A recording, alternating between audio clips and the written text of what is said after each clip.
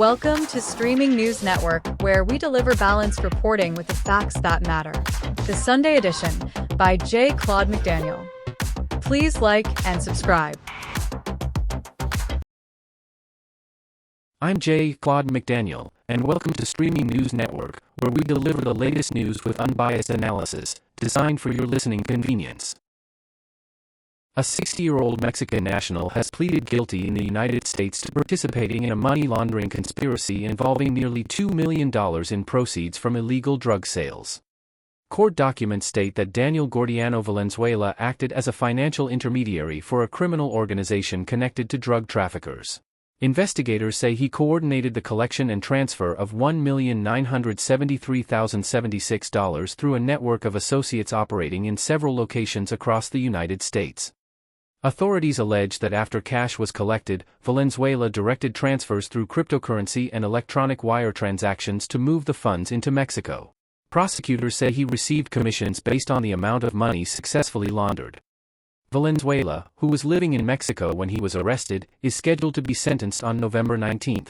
He faces a maximum possible penalty of 20 years in federal prison, though the final sentence will be determined by a judge. The case was investigated by multiple federal agencies as part of an effort targeting international criminal organizations involved in drug trafficking and financial crimes. This is Streaming News Network. Two people in Burke County, North Carolina, are facing first-degree murder charges in connection with the deaths of a married couple authorities say they knew personally. Investigators allege that Jamar Probst and Tasha Lewis were involved in the killings of Carla and Raheem Murray, who were found after their bodies were discovered buried near a nature trail in Glen Alpine. Court documents state that the suspects were familiar with the couple, and investigators allege Lewis stayed at the Murray home on the night of the killings. Authorities say she unlocked a rear door, allowing Probst to enter the residence. Investigators further allege that after the deaths, Probst accessed the couple's cell phone and that Lewis transferred $19,000 from Carla Murray's Cash App account.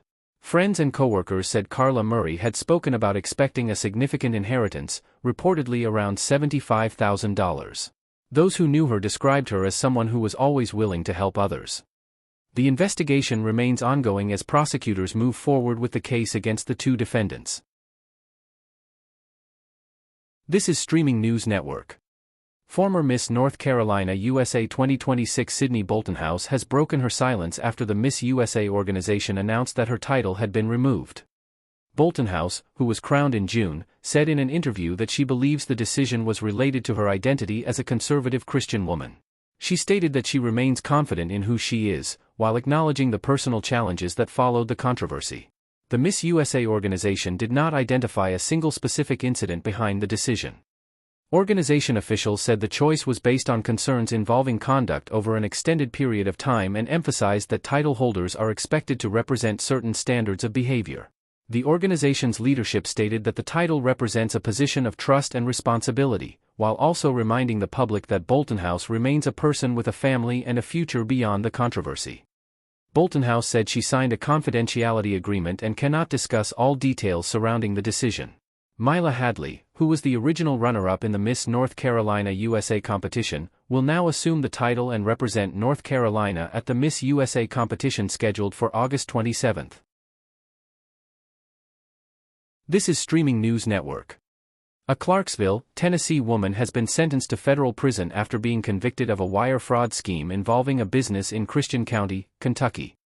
50-year-old Kathleen Michaelis received a 2-year federal prison sentence followed by 2 years of supervised release. She was also ordered to pay $291,470 in restitution. According to court records, Michaelis worked as a bookkeeper for the company from May of 2017 through May of 2024. Prosecutors say she used a fraudulent check scheme to steal more than $238,000 and directed the money toward personal expenses. Investigators also allege that Michaelis concealed the activity by failing to properly forward employee payroll withholdings to the United States Treasury and the company's retirement plan. The Federal Bureau of Investigation investigated the case through its Bowling Green office, leading to the federal prosecution. Under the federal system, there is no parole, meaning Michaelis is expected to serve the full sentence imposed by the court. This is Streaming News Network. A Colorado couple is facing murder charges after investigators say a road rage incident involving a traffic collision led to the fatal shooting of a 23-year-old passenger. Authorities say 25-year-old Stephen Cole Simpson and 26-year-old Corin Simpson were involved in a confrontation that began after a crash between their BMW X5 and a Ford F-150 near Arapahoe Community College in Jefferson County. According to investigators, Corin Simpson called 911 after the truck left the area, but the couple continued following the vehicle despite being advised not to pursue it. During the call, dispatchers reportedly heard a threatening statement followed by the sound of gunshots. Officials say the Ford F-150 driver later reported that another vehicle had been chasing them and that passenger Andrew Luke Bott had been shot. Bott was transported to a local hospital, where he later died from his injuries. Investigators used witness statements, emergency calls, surveillance video, license plate tracking data, and evidence collected through search warrants to identify the couple as the occupants of the BMW. Stephen Simpson faces charges including first-degree murder and attempted first-degree murder. Corin Simpson faces a charge of first-degree murder as an accessory. The couple was taken into custody and is scheduled for a preliminary hearing in Jefferson County Court on September 2. This is Streaming News Network. Arizona Governor Katie Hobbs is facing an ongoing investigation into allegations involving campaign contributions and state funding decisions as the state prepares for the November election. The investigation, being conducted by Arizona Attorney General Chris Mays, is examining the governor's connection to Sunshine Residential Homes, a group home provider that received a significant rate increase after making donations connected to Hobbs' inaugural fund and the Arizona Democratic Party. According to officials, the investigation is nearing completion, with results expected before the election. The governor's office has not been accused of criminal wrongdoing, and it remains unclear whether Hobbs will be interviewed as part of the review. The controversy comes as Arizona continues to see political disputes involving campaign financing and ethics questions. Attorney General Mays has also faced scrutiny over the timing of political organization donations connected to her legal fund and previous investigations involving supporters of former President Donald Trump's 2020 election challenge. Hobbs, a Democrat, is preparing for a re-election campaign against Republican Congressman Andy Biggs. She has chosen not to participate in a traditional debate, instead planning statewide events with voters. The election contest continues as voters await the outcome of the investigation and the start of the final campaign period. This is Streaming News Network. A California woman has pleaded guilty to murdering her wife, a longtime fire captain, in a case that prosecutors say involved a deadly attack followed by a flight to Mexico. 54-year-old Yolanda Olejniczak Marody pleaded guilty to second-degree murder in the death of Rebecca Marody, a 49-year-old Cal Fire captain who was found fatally stabbed inside the couple's Ramona, California home in February of 2025. As part of the plea agreement, Marody also admitted to a previous serious felony conviction involving the death of her former husband, James Joseph Olejniczak, who was killed in a stabbing incident in 2000. Prosecutors say surveillance footage showed Rebecca Marody attempting to leave the home while Yolanda Marody followed her. Investigators reported that Rebecca suffered multiple stab wounds to her neck, chest, and back. Authorities allege that after the killing, Marody fled to Mexico, where she remained for more than a month before being arrested in Mexicali and returned to the United States. Rebecca Marody served more than 30 years with Cal Fire and was recognized for her leadership, service, and mentorship within the department. Yolanda Marody is scheduled to be sentenced on September 2. This is Streaming News Network.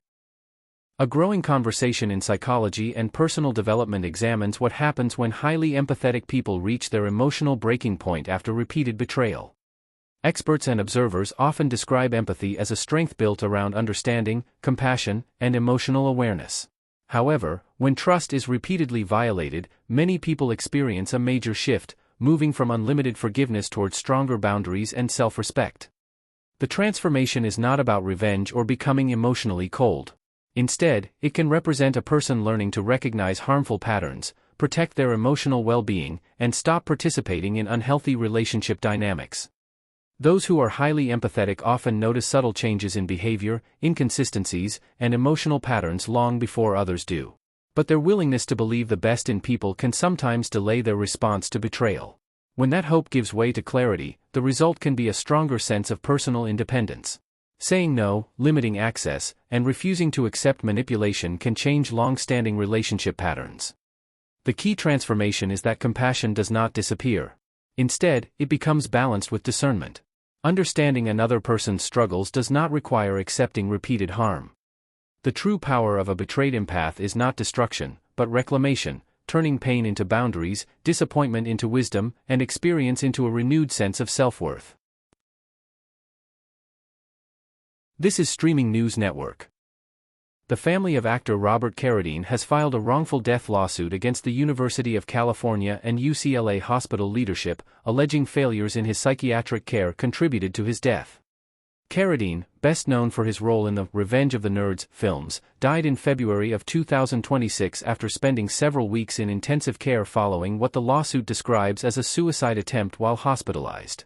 According to the legal filing, Carradine entered UCLA's psychiatric unit seeking treatment and support for anxiety and mental health challenges.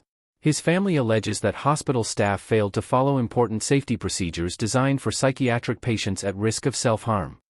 The lawsuit claims Carradine was allowed to enter the facility with a belt and that other safety measures were not properly followed. The family also alleges that required monitoring checks did not occur consistently. The lawsuit further claims that these alleged failures contributed to a severe brain injury and his eventual death. Carradine's family is seeking damages related to wrongful death, medical negligence, and elder abuse claims. The University of California Regents had not issued a public response at the time of the report. Carradine's family previously remembered him as a loving father and grandfather who faced a long battle with bipolar disorder and hoped his story would help reduce the stigma surrounding mental health challenges. I am Claude McDaniel for Streaming News Network. Thank you for watching and staying informed. Thank you for viewing Streaming News Network videos, and also short and special reports. Please like, subscribe, and tap the bell to be notified of additional reports.